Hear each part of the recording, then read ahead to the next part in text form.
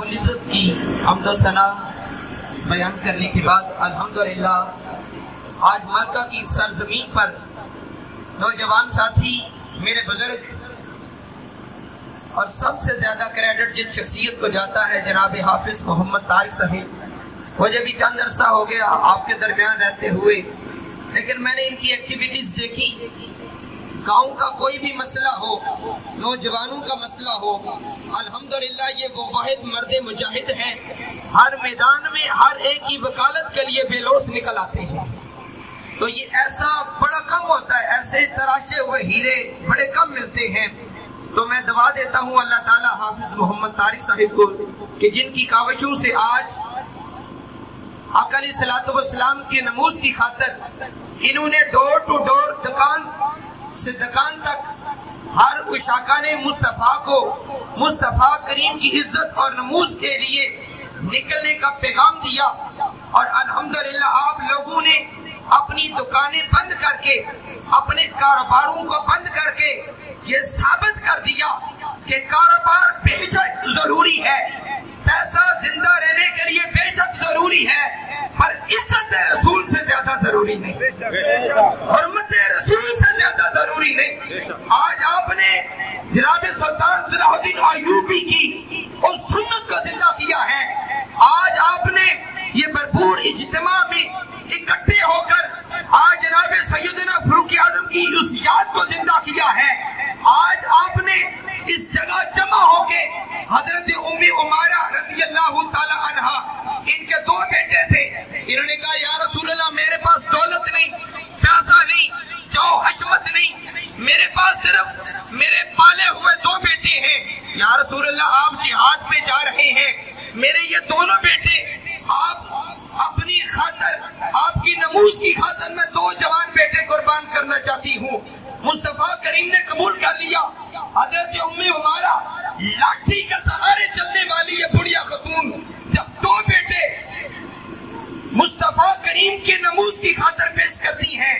تو جنگ ہوئی، جنگ کے دوران دونوں شہزادے شہید ہو گئے۔ کسی نے حضرت ام عمارہ کو آ کے خبر دی، اے ام عمارہ بتا تیرے جوان سال بیٹے کدھر ہیں؟ اس نے کہا میں نے دو بیٹے مصطفیٰ کی نموز کے لیے بھیجے تھے، اور انہوں نے کہا تیرے دونوں بیٹے شہید ہو گئے ہیں، ایک بیٹا بھی شہید ہو گیا،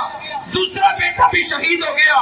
قربان جو حضرت ام عمارہ کی عزت اور حرمت پہ۔ اور انہوں نے کہا ذرا یہ بتاؤ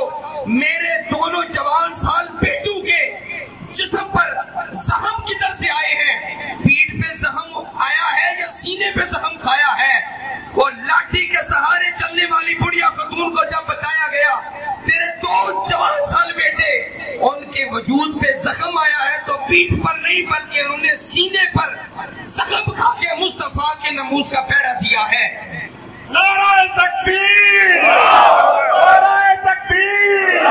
شان محمد مصطفیٰ، شان محمد مصطفیٰ، شان صحابہ، شان صحابہ، کردار صحابہ، کردار صحابہ، عفت صحابہ، نعرہ تکبیر۔ لاٹھی کے سہارے چلنے والی حضرت ام عمارہ رضی اللہ تعالیٰ عنہ نے جب سنا میرے دو شہزادے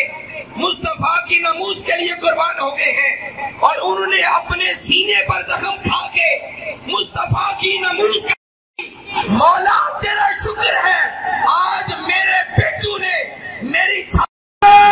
تکبیر، تاجدار ختم نبوت، دو بار زندہ باد، تاجدار ختم نبوت، تاجدار ختم نبوت، عفت محمد مصطفیٰ، عزت محمد مصطفیٰ، عزت محمد مصطفیٰ، نعرہ تکبیر۔ نماز اچھی، روزہ اچھا،